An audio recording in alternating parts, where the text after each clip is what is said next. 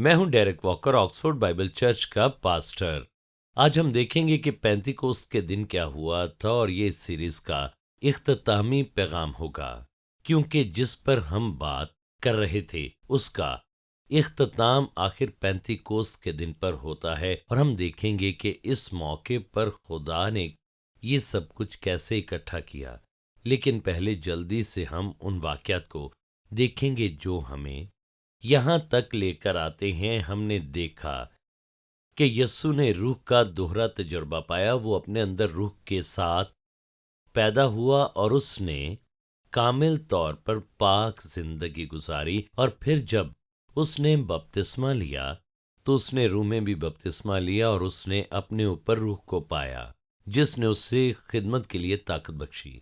और हमने यही दोहरा तजुर्बा शागिर्दों के साथ भी देखा। दरअसल यस्सु ने अपनी तालीम में उन्हें तैयार किया। यूहन्ना 4 में वो रूह को अंदर पाने की बात करता है और फिर नए अहदनामे में ये हमेशा के लिए जिंदगी के पानी का चश्मा बनने की बात करता है। मगर उसने ये भी बताया कि वो अपने ऊपर भी रूहुल कुद्स पाएंगे और रूह की ताकत उन पर होगी जो उनसे जारी होगी, जिंदगी के पानी की नदियां बनकर। और ये खिदमत के लिए ताकत की बात है। और हम देखते हैं कि उन्होंने भी इसका दोहरा तजुर्बा पाया जब मसीह मुर्दों में से जी उठा। तो सुने, दरअसल उसके जी उठने के दिन शाम को यूहन्ना 20 में लिखा है, उसने उन पर फूंका और कहा रूहुल कुद्स लो। और तब उन्होंने अपने अंदर रूहुल कुद्स पाया जब नए सिरे से पैदा हुए। फिर उसने उन्हें अपने ऊपर रूप पाने के लिए तैयार करना शुरू किया, जो कि 50 दिन बाद पेंतिकोस्त के दिन वाक़ई हुआ। और हम देखते हैं कि इन दिनों का आगाज उसके जी उठने के बाद हुआ। जैसा मैंने कहा, उसने उन्हें पेंतिकोस्त की ताकत पाने के लिए तैयार करना शुरू किया और इसके साथ उसने उन्हें इरशाद आज़म देना शुरू किया। और वो कह रहा था कि मैं तुम्हें इरशाद आज़म की तकमील के लिए ताकत देता हूं जिसकी तुम्हें ज़रूरत है। लूका 24 में लिखा है, सब कौमों में तौबा और गुनाहों की माफ़ी की मुनादी उसके नाम से की जाएगी। तुम इन बातों के गवाह हो। और देखो, जिसका मेरे बाप ने वादा किया है मैं उसको तुम पर नाजिल करूंगा। लेकिन जब तक आलमे बाला से तुमको कुव्वत का लिबास ना मिले, इस शहर में ठहरे रहो। तो ये खुदा की ताकत का उन पर नज़ूल था, जो उन्हें गवाह बनने की ताकत दे रहा था। और 40 दिनों के इख्तिताम पर अमाल पहले बाब में वो यही कहता है, बाप के उस वादे के पूरा होने के मुंतजिर रहो। मेरे पास तुम्हारे लिए एक मिशन है, मगर पहले तुम्हें मेरी ताकत पानी है। लिखा है, जिसका जिक्र तुम मुझसे सुन चुके हो। वो गुज़श्ता 40 दिनों की बात करता है, क्योंकि यूहन्ना ने तो पानी से बपतिस्मा दिया, मगर तुम थोड़े दिनों के बाद रूहुल कुद्स से बपतिस्मा पाओगे। तो रूह का ऊपर आना रूहुल कुद्स में बपतिस्मा है। और यही उन्होंने पेंतिकोस्त के दिन पाया, जो कि रूहुल कुद्स में बपतिस्मा था। और फिर वो 8वीं आयत में बयान करता है कि ये सब क्या है। लेकिन जब रूहुल कुद्स तुम पर नाजिल होगा तो तुम कुव्वत पाओगे और यरूशलेम और तमाम यहूदिया और सामरिया में, बल्कि जमीन की इंतहा तक मेरे गवाह होगे। और अब हम पेंतिकोस्त के अजीम दिन पर आते हैं, अमाल 2 बाब। और हम पढ़ते हैं, जब पेंतिकोस्त का दिन आया तो वो सब एक जगह जमा थे कि यका आसमान से ऐसी आवाज आई जैसे जोर की आंधी का सन्नाटा होता है, और उससे सारा घर जहां वो बैठे थे गूंज गया। ये वो जगह थी जहां वो इबादत करते थे। और उन्हें आग के शोला की सी फटती हुई जुबानें दिखाई दी और उनमें से हर एक पर आ ठहरी। ये रूहुल कुद्स का नजूल था। और वो सब रूहुल कुद्स से भर गए और गैर जुबानें बोलने लगे, जिस तरह रूह ने उन्हें बोलने की ताकत बख्शी। और पहला नुक्ता यहाँ पर है, 11वीं आयत आप देखें। किसी भी बात पर शक की सूरत में ये तस्दीक करता है कि उन्होंने पेंतिकोस्त के दिन क्या पाया, और वो रूहुल कुद्स में बपतिस्मा था। और ये बाप के वादे का दूसरा हिस्सा था, क्योंकि अमाल 10 में पतरस बयान करता है कि गैर कौमों ने भी यही रूप पाया।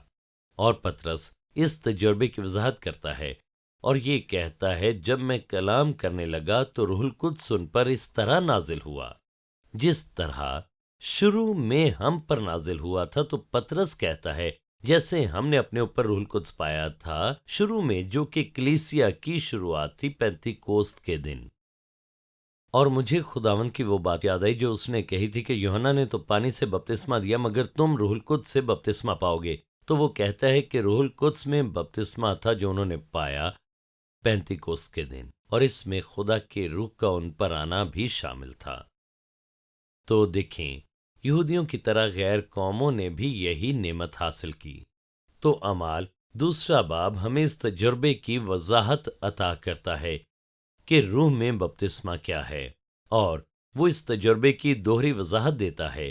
چوتھی آیت باطنی تجربے کو بیان کرتی ہے، اور پھر ہم دیکھتے ہیں کہ تیسری آیت اس کے بیرونی اظہار کی وضاحت کرتی ہے۔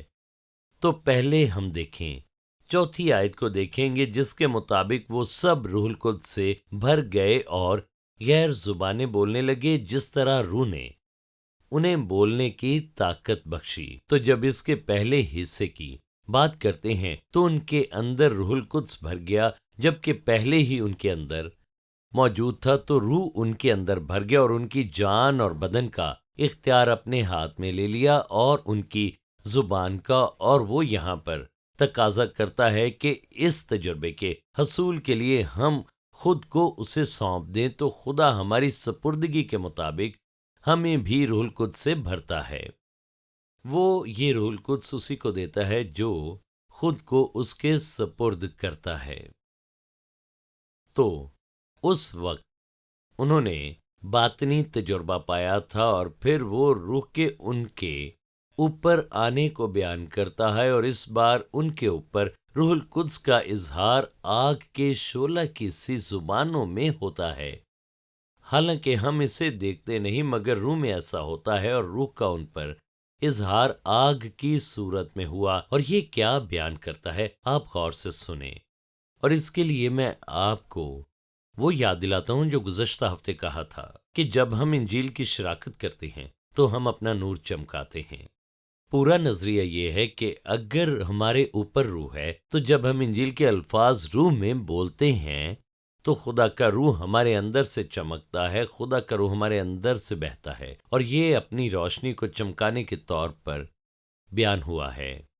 تو جب آپ اپنے اوپر روح کو متحرک کرتے ہیں تو اس سے روشنی جاری ہوتی ہے۔ جب آپ خدا کا کلام بولتے ہیں، یہ روح ہے جو کلام بولتے وقت ہمارے چمکنے کا سبب بنتا ہے۔ تو جب ہم بولتے ہیں تو روح کی طاقت ان الفاظ کے ساتھ جاری ہوتی ہے۔ تو روح کے جاری ہونے اور روح کے درمیان ایک تعلق کو قدیم ادوار میں اچھی طرح سمجھا جاتا تھا، اس لیے وہ سمجھتے تھے جب اس نے کہا تمہارا نور چمکے تو اس کا مطلب وہ سمجھتے تھے کہ یہ دراصل خدا کا نور ہے جو آپ میں سے نکلتا ہے خدا کے روح کے وسیلے۔ اور چونکہ وہ یہ سمجھتے تھے، کیونکہ قدیم ادوار میں ہر قسم کی روشنی کا منبع تیل ہوتا تھا، اور ان سب کے پاس تیل کے چراغ تھے، تب بجلی نہیں تھی، اور وہ سمجھتے تھے کہ چراغ تبھی روشن ہوگا جب اس کے اندر اور اوپر تیل موجود ہوگا، اور تیل روح کی ترجمانی کرتا ہے، اور تیل کا مسار روح کے ہمارے اوپر ہونے کو بیان کرتا ہے۔ تو چمکنے کے لیے ہمیں روح کے تیل سے مسا ہونا ضروری ہے، اور پھر ہم اپنے الفاظ سے اس تیل کا اظہار کرتے ہیں۔ تو چراغ میں تیل نظر نہیں آتا، یہ چراغ میں چھپا ہوتا ہے، اور یہ روح القدس کا ہماری روح میں ہونا ہے، مگر اس کی بتی جو ہمارے دل اور ہماری جان کی نمائندگی کرتی ہے یہ تیل میں ڈوبی ہے، اور تیل اس کے باہر بھی ہوتا ہے، اور یہ روح کا اوپر ہونا ہے، اور یہ بتی چراغ کے منہ سے نکلتی ہے۔ اس لیے روشنی تب تک نہیں ہوگی جب تک یہ تیل اس کے منہ تک نہیں پہنچ جاتا۔ روح یا تیل جو ہمارے اندر ہے، یہ ہم خود نہیں، یہ تیل یا روح جو ہمارے اندر ہے روشنی کی طاقت رکھتا ہے، لیکن ہمارے پاس یہ خزانہ مٹی کے برتنوں میں رکھا ہے تاکہ یہ حد سے زیادہ قدرت ہماری طرف سے نہیں بلکہ خدا کی طرف سے معلوم ہو۔ تاہم یہ طاقت ہماری نہیں بلکہ یہ طاقت ہمارے اوپر ہے جو ہمیں چمکنے کی طاقت دیتی ہے۔ ہم روح کی طاقت سے اپنی روشنی چمکاتے ہیں اور اس کا کلام بولنے سے اسے چمکاتے ہیں، اور یہی پینتیکوست کے دن ہوا تھا۔ پہلے ہی ان کے اندر روح کا تیل موجود تھا، مگر اب روح کا تیل ان کے اوپر بھی آیا، اور انہوں نے اپنے منہ کھولے، اور جب انہوں نے خدا کو جلال دینے اور اس کا کلام بولنے کے لیے اپنے منہ کھولے، خدا کی آگ ان پر نازل ہوئی، اور انہوں نے چمکنا شروع کر دیا، اور خدا نے ان کے سروں پر روح کے آگ کے اظہار کے ذریعے انہیں دکھایا۔ یہ آگ ان کے اندر اور ان کے اوپر روح کا اظہار تھا، اور خدا اعلان کر رہا تھا کہ وہ اب اس کا نور چمکانے کے لیے تیار ہیں، کہ تاریک دنیا میں اس کے گواہ ہوں۔ اس نے انہیں اپنا تیل دیا تھا ان کے اندر اور ان کے اوپر، کہ جب وہ اس کا کلام بولیں تو اس کے لیے چمکے، حالانکہ یہ آگ فطری آنکھوں سے نظر نہیں آتی، اور یہ روحانی تناظر میں ہو رہا تھا۔ لکھا ہے انہیں آگ کے شعلہ کی سی پھٹتی ہوئی زبانیں دکھائی دی، اور ان میں سے ہر ایک پر آ ٹھہری، اور وہ سب روح القدس سے بھر گئے۔ یعنی اب تیل سطح پر آ رہا ہے، اور غیر زبانیں بولنے لگے جس طرح روح نے انہیں بولنے کی طاقت بخشی، اور جب انہوں نے بولنا شروع کیا تو ان کے اوپر موجود روح چمکا اور آگ کی زبانیں ان پر ظاہر ہوئیں۔ تو جب آپ غور سے سنیں، تیسری اور چوتھی آیت کو اکٹھا پڑھتے ہیں تو آپ پورے تجربے کو دیکھتے ہیں باطنی اور ظاہری طور پر۔ لکھا ہے اس دوہرے تجربے کا یوں بیان ہوا ہے کیسے ظاہری طور پر ان کے اوپر روح کا نزول ہوا اور ان سے نور چمکا، اور پھر کیسے انہوں نے اس کا باطنی طور پر تجربہ کیا جب ان کے اندر روح نے انہیں معمور کیا، اور یہ ان کے اوپر آیا جب انہوں نے اپنی زبانیں اس کا کلام بولنے کے لیے کھولیں، اور اس سے ایک آگ بھڑکی اور ان کا نور چمکا۔ تو ہمیں اس کے مشن کو اپنانا ہے کہ ہم نور چمکائیں اور اپنی جانوں کو تابع کریں، کہ روح القدس ہمیں معمور کرے اور ہمیں طاقت دے، اور اپنی زبان اسے پیش کریں کہ یہ اس کا کلام بولے۔ یہ تجربہ تب مکمل ہوتا ہے جب آپ اپنی زبان پیش کرتے اور غیر زبانوں میں بولنے لگتے ہیں، تب نور ہم میں چمکتا ہے۔ تو جب آپ مسیح کی روشنی چمکاتے ہیں، جب آپ غیر زبانیں بولتے ہیں تو روح میں آپ خدا کی طاقت کا اظہار کرتے ہیں، اور جب آپ دعا کرتے ہیں تو خدا کی طاقت جاری کرتے ہیں۔ آپ اپنی گواہی میں خدا کی طاقت جاری کرنے کے لیے تیار ہوتے ہیں۔ تو ہمیں اس کے لیے اپنی محبت میں اس کا مشن قبول کرنا ہے، ہمیں مسیح کے مشن کو تھامنا ہے تاکہ تاریک دنیا میں نور کو چمکائیں۔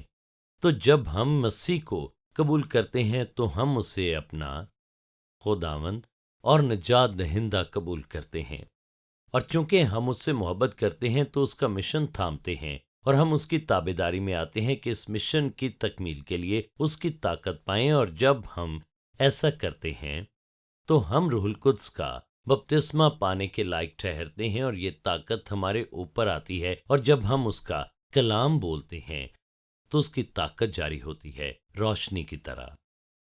تو جب پینتیکوست کے دن یہ ہوا، 12ویں آیت دیکھیں، جب 120 کی جماعت میں سب مل کر الہی طور پر غیر زبانوں میں دعا کر رہے تھے تو لکھا ہے اور سب گھبرا کر ایک دوسرے سے کہنے لگے کہ یہ کیا ہوا چاہتا ہے۔ بعض نے ٹھٹھا کر کے کہا یہ تو تازہ مے کے نشے میں ہے، لیکن پطرس ان 11 کے ساتھ کھڑا ہوا اور اپنی آواز بلند کر کے لوگوں سے کہا، اے یہودیوں اور اے یروشلم کے سب رہنے والوں، یہ جان لو اور کان لگا کر میری باتیں سنو کہ جیسا تم سمجھتے ہو یہ نشے میں نہیں، کیونکہ ابھی تو پہر ہی دن چڑھا ہے، بلکہ یہ وہ بات ہے جو یوئیل نبی کی معرفت کہی گئی۔ تو وہ اپنے اوپر روح کا تجربہ کر رہے تھے، اور اب وہ یوئیل کی مرکزی نبوت پر آتا ہے کہ خدا ہر فرد بشر پر روح نازل کرے گا، اور یہاں وہ پوری نبوت کا حوالہ دیتا ہے، اور میں دکھاتا ہوں کہ یہ پوری نبوت پینتیکوست کے دن پوری ہوئی۔ کچھ نبوتوں کی تکمیل مستقبل میں ہوگی،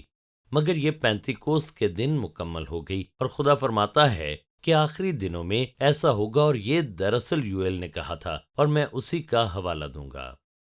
حالانکہ پطرس نے اسے بڑے اچھے طریقے سے یہاں واضح کیا ہے، وہ کہتا ہے اس کے بعد ایسا ہوگا، اس بڑے واقعے کے بعد میں اپنے روح میں سے ہر بشر پر ڈالوں گا، اور تمہارے بیٹے اور تمہاری بیٹیاں نبوت کریں گی، اور تمہارے جوان رویا اور تمہارے بڈھے خواب دیکھیں گے، بلکہ میں اپنے بندوں اور اپنی بندیوں پر بھی ان دنوں میں اپنے روح میں سے ڈالوں گا، اور وہ نبوت کریں گی، یعنی وہ روح کی ہدایت میں بولیں گے، اور میں اوپر آسمان پر عجیب کام اور نیچے زمین پر نشانیاں یعنی خون اور آگ اور دھوئیں کا بادل دکھاؤں گا، اور یہ زمین کی نشانیاں ہیں، اور آسمان کی نشانیاں یہ ہیں: سورج تاریک اور چاند خون ہو جائے گا، پیشتر اس سے کہ خداوند کا عظیم اور جلیل دن آئے۔ یہ مرکزی واقعہ ہے، خداوند کا عظیم اور جلیل دن لکھا ہے، پیشتر اس سے کہ خداوند کا عظیم اور جلیل دن آئے، یہ نشانیاں ظاہر ہوں گی۔ اور پھر لکھا ہے اس کے بعد کیا ہوگا، خداوند کے عظیم اور جلیل دن کے بعد ہر بشر پر روح القدس کا نزول ہوگا۔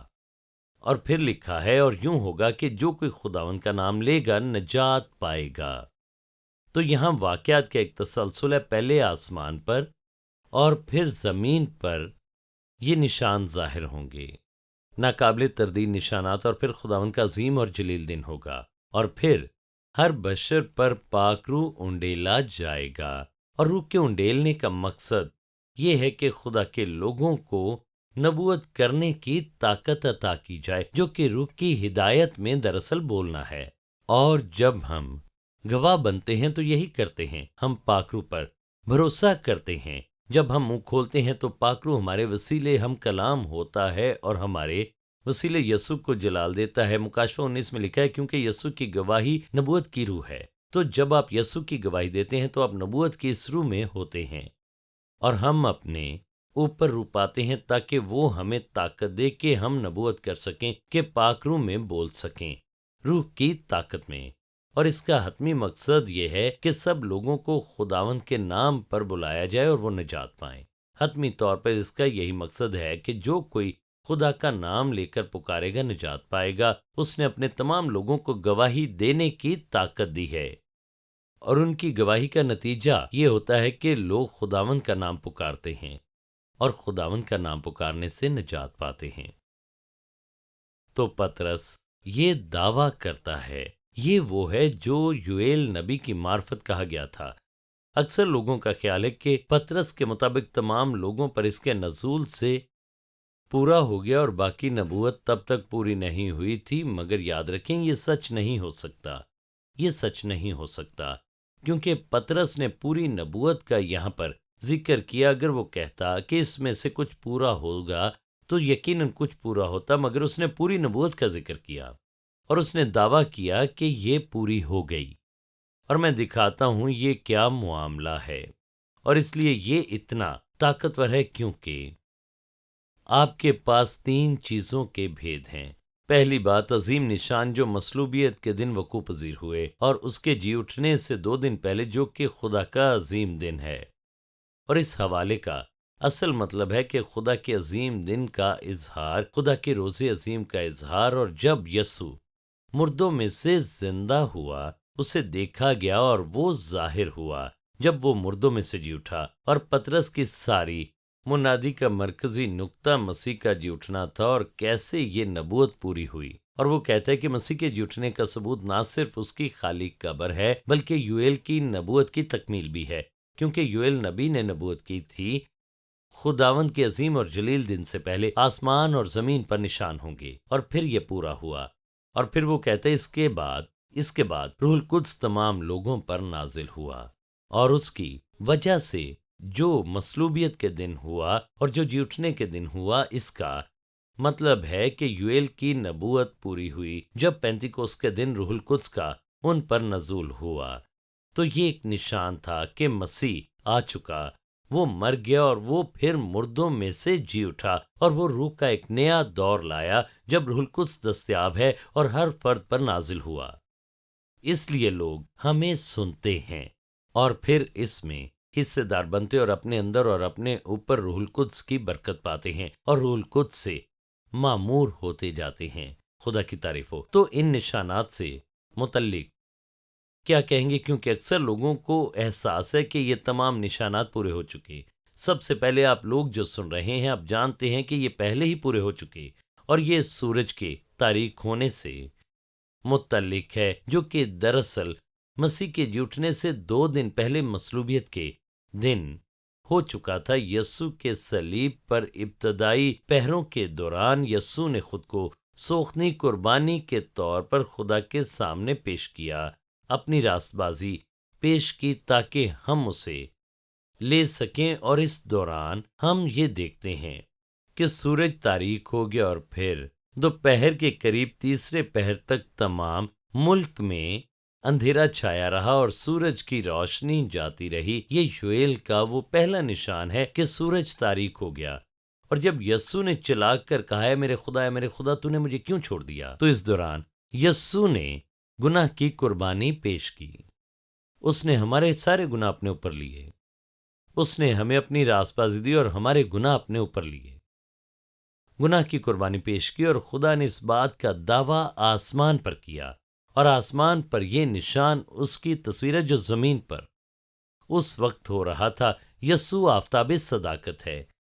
دیکھیں، یسوع آفتاب صداقت ہے اور وہ بے عیب تھا۔ اس نے گناہ کی تاریکی اپنے اوپر لی اور دوپہر کے وقت سورج تاریک ہو گیا، یعنی آفتاب صداقت کو ہمارے گناہ نے ڈھانپ لیا۔ اور دیکھیں، یہ اعلان تھا کہ کیا ہو رہا ہے۔ ہم دیکھتے ہیں کہ سورج تاریک ہو گیا، پھر چاند کا کیا ہوا؟ ہم جانتے ہیں کہ یہ سن 33 میں ہوا تھا اور آموز 8:9 میں نبوت کی گئی تھی۔ لکھا ہے، اور خداوند خدا فرماتا ہے، اس روز آفتاب دوپہر ہی کو غروب ہو جائے گا اور میں روز روشن ہی میں زمین کو تاریک کر دوں گا۔ اور رومی تاریخ دان نے اس واقعے کا ذکر کیا ہے کیونکہ یہ مافوق الفطرت چیز تھی۔ فلیگون اولمپیاڈیز میں کہتا ہے 202 اولمپیاڈیز کے چوتھے سال میں اور بہت بڑا سورج گرہن ہوا جیسا پہلے کبھی نہیں ہوا تھا۔ 6 گھنٹے میں دن رات میں بدل گیا اور آسمان پر ستارے نظر آنے لگے۔ اور بیتنیا میں ایک بڑا زلزلہ آیا اور نیسیا شہر کا ایک بڑا حصہ منہدم ہو گیا۔ تو یہ ہمیں اس سال سے متعلق بتاتا ہے جب یہ ہوا جو کہ سن 33 ہے۔ تو سورج تاریکی میں تبدیل ہو گیا۔ تو چاند کے خون بننے سے متعلق آپ کیا کہیں گے؟ یہ چاند گرہن کا جانا پہچانا اظہار ہے۔ سورج کا تاریک ہونا مافوق الفطرت تھا، مگر چاند کا خون میں تبدیل ہونا فطری نشان تھا، کیونکہ جب زمین کا سایہ چاند کے سامنے سے گزرتا ہے تو یہ اسے خون کے رنگ میں بدل دیتا ہے۔ اور خصوصاً ان حالات میں اگر چاند طلوع ہو اور وہ زیادہ سرخ ہو تو فضا میں موجود گرد سے وہ مزید سرخ ہو جاتا ہے۔ اور مصلوبیت کے دن زلزلہ آیا تھا جس سے بہت زیادہ گرد پیدا ہوئی تھی۔ اور ہم نظام شمسی کی ترتیب دیکھ سکتے ہیں۔ آپ نظام شمسی کے اعداد و شمار نکال سکتے ہیں اپنے مناسب کمپیوٹر پروگرام کے ذریعے۔ آپ دریافت کریں گے کہ عید فصح پر سن 33 میں ایک چاند گرہن ہوا تھا اور چاند خون میں بدل گیا تھا، اور یہ یروشلم میں دیکھا جا سکتا تھا کہ جب یسوع نے جان دی اور چلا کر کہا تمام ہوا، اور پھر وہ دفن ہوا۔ اور جب سورج آسمان میں ایک طرف غروب ہو گیا، تاریکی چلی گئی، اور جب سورج غروب ہوا تو اسی لمحے آسمان کی دوسری طرف چاند آسمان پر نظر آیا اور وہ خون کی طرح سرخ ہو چکا تھا، یعنی اس زلزلے کی وجہ سے۔ اور یہ لوگوں کے لیے غیر معمولی تھا۔ نہ صرف سورج تاریک ہوا تھا بلکہ چاند بھی خون میں بدل گیا تھا۔ یہ نشانات کا امتزاج ہے، صرف ایک نہیں بلکہ دونوں نشانات اکٹھے ظاہر ہوئے، اور یہ صرف سن 33 میں عید فصح کے وقت ہوا، جو ہمارے کیلنڈر میں اپریل کی پہلی تاریخ بنتی ہے، اور یہ متاثر کن نشان تھا۔ اس کا مطلب ہے کیونکہ مسیح نے جان دی اور اس نے اپنے خون سے قیمت چکائی، تو خدا نے اسے آسمان پر چاند کو خون میں بدلنے سے ظاہر کیا۔ اگر سورج مسیح کو پیش کرتا ہے تو چاند اس کے لوگوں کی نمائندگی ہے، کیونکہ چاند کی اپنی روشنی نہیں، یہ سورج کی روشنی کو منعکس کرتا ہے۔ چاند خدا کے لوگوں کی نمائندگی کرتا ہے، اور اب خدا اعلان کرتا ہے آسمانوں میں کہ خدا کے لوگ اب مسیح کے خون میں چھپا لیے گئے۔ خدا کی تعریف ہو، کیونکہ قربانی دی جا چکی ہے۔ تو یہ وہ دو نشان ہیں۔ زمین کے نشانات کے بارے میں کیا کہیں گے؟ زمین پر ایک نشان خون تھا۔ خون کا نمایاں مطلب ہے موت، اور یہ یقیناً مسیح کا خون تھا جس نے چاند کو خون میں تبدیل کر دیا۔ خدا نے دکھایا کہ یہ خون اب خدا کے لوگوں کو اپنے اندر چھپاتا ہے۔ اور پھر لکھا ہے یہ آگ سے متعلق بتاتا ہے، خون، آگ اور دھوئیں کا بادل۔ یہ زلزلے سے متعلق ہے۔ پورے میڈیٹرین ریجن میں ایک بڑا زلزلہ آیا تھا، اور اگر آپ مافوق الفطرت تاریکی سے متعلق سوچیں تو ہر کسی نے تیل کے چراغ نکالے ہوں گے، انہیں روشن کیا ہوگا، اور پھر زلزلے نے آ لیا۔ تو آپ آگ کا تصور کریں جو وہاں پر پھیلی۔ تو یوئیل نبی کی نبوت یہاں پوری طرح سے مکمل ہوتی ہے۔ غور کریں کہ یہ کتنا طاقتور ہوگا۔ اور پطرس جن لوگوں سے کلام کر رہا تھا وہ یہ جانتے تھے، انہیں کسی کو بتانے کی ضرورت نہیں تھی کہ یہ نشانات پورے ہو چکے یہ نشانات خدا کے عظیم اور جلیل دن سے پہلے پورے ہوئے، اور پطرس ان سے کہہ رہا تھا مسیح مردوں میں سے جی اٹھا ہے، وہ مسیح کے زندہ ہونے کے عظیم دن میں ظاہر ہوا۔ تو آپ کو دو باتیں یہاں پر جاننی ضروری ہیں۔ آسمان پر نشانات کے بعد خداوند کا عظیم اور جلیل دن آیا، اور یوئیل کی نبوت بھی یہ کہتی ہے، اور پھر یوں ہوگا کہ آخری دنوں میں جب مسیح آئے گا روح کے نئے دور میں، وہ کہتا ہے پھر یوں ہوگا کہ خدا کا روح ہر بشر پر انڈیلا جائے گا۔ تو یہاں پر وہ کیا کہتا ہے کہ روح القدس اب تم سب پر نازل ہوگا۔ اگر تم اپنا ایمان مسیح پر رکھو تو تم بھی اپنے لیے روح القدس کی نعمت حاصل کر سکتے ہو، کیونکہ یہ نبوت کی تکمیل ہے۔ یہ دراصل نبوت کی تکمیل ہے، یہ تمہارے لیے ہے۔ تو وہ 36ویں آیت میں اسے سمیٹتا ہے، پس اسرائیل کا سارا گھرانہ یقین جان لے کہ خدا نے اسی یسوع کو جسے تم نے مصلوب کیا خداوند بھی کیا اور مسیح بھی۔ اور پھر وہ یہاں پر کہتا ہے اسی یسوع کو خدا نے جلایا جس کے ہم سب گواہ ہیں۔ یہ خداوند کا عظیم اور جلیل دن ہے۔ پس خدا کے داہنے ہاتھ سے سر بلند ہو کر اور باپ سے وہ روح القدس حاصل کر کے جس کا وعدہ کیا گیا تھا، اس نے یہ نازل کیا جو تم دیکھتے اور سنتے ہو۔ یوئیل نبی کی پیشن گوئی ثابت کرتی ہے کہ یسوع ہی مسیح ہے، وہ مردوں میں سے زندہ ہوا، اور اب وہ روح القدس کو نازل کرتا ہے جیسے اس نے وعدہ کیا۔ پھر وہ کہتا ہے توبہ کرو اور تم میں سے ہر ایک اپنے گناہوں کی معافی کے لیے یسوع مسیح کے نام پر بپتسمہ لے تو تم روح القدس سے نام میں پاؤ گے، اس لیے کہ یہ وعدہ تم اور تمہاری اولاد اور ان سب دور کے لوگوں سے بھی ہے جن کو خداوند ہمارا خدا اپنے پاس بلائے گا۔ یعنی وہ کہتا ہے روح سب کو دیا گیا ہے، یوئیل کی نبوت پوری ہو چکی، ہر بشر پر روح نازل ہو چکا، آپ کو بس توبہ کرنی ہے، مسیح کو قبول کرنا ہے، اپنے گناہوں کی معافی کو قبول کرنا ہے، تو آپ اپنے اندر روح پائیں گے اور اپنے اوپر بھی روح کی اس نعمت کو پائیں گے، اور آپ بھی ہماری طرح روح سے معمور ہوں گے۔ یہ آپ کے لیے بھی ہے۔ اکثر ہم سب کو شفا کی ضرورت ہوتی ہے، اور ہمیں جاننا ہے کہ خدا سے شفا کیسے پائیں۔ میں نے یہ کتاب لکھی ہے گیٹنگ ہیلڈ، یہ آپ کو سمجھ عطا کرے گی کہ خدا سے شفا کیسے پائیں اور دوسروں کی کیسے مدد کریں کہ وہ بھی شفا کو حاصل کریں۔ یہ کتاب کی صورت میں بھی ہے اور یہ سیڈیز میں بھی دستیاب ہے، اور یہ آپ کے ایمان کو بڑھائے گی کہ آپ حوصلہ پائیں کہ خدا کی شفا کو حاصل کر سکیں اپنے بدنوں میں۔ ہمیں دیکھنے کے لیے شکریہ۔ آپ مزید تعلیمات آکسفورڈ بائبل چرچ اور روکو چینل پر حاصل کر سکتے ہیں، اور ڈیرک واکر کے یوٹیوب چینل پر بھی، اور آپ ہمارے ساتھ اتوار کی عبادت میں بھی شامل ہو سکتے ہیں، صبح 11 بجے اور شام 6 بجے۔ چینی اسکول، ہیڈنگٹن، آکسفورڈ، OX3 7QH۔ آپ CDs، DVDs، کتابیں اور دوسری چیزیں آن لائن آرڈر کر سکتے ہیں www.oxfordbiblechurch.co.uk، اور کال بھی کر سکتے ہیں 018655 15086۔ Shekinah Bible Ministries were founded by Dr. Tahira Salim and Reverend Dr. Asher Salim on 27th October 1998. The foundation of organization was laid by Reverend Dr. Shahid Siraj Deen, who was called home by God on 14th Feb 1998. The organization commenced its working through Bible Institute and then by the grace of God developed following establishments: Shekinah Bible Church, Shekinah Sunday School, Shekinah Movie Society, Shekinah Messaging Services, Shekinah Adult Youth, Daughters of Shekinah, Shekinah Bible Institute, Shekinah News, Shekinah Medical Camp, Shekinah EMAC.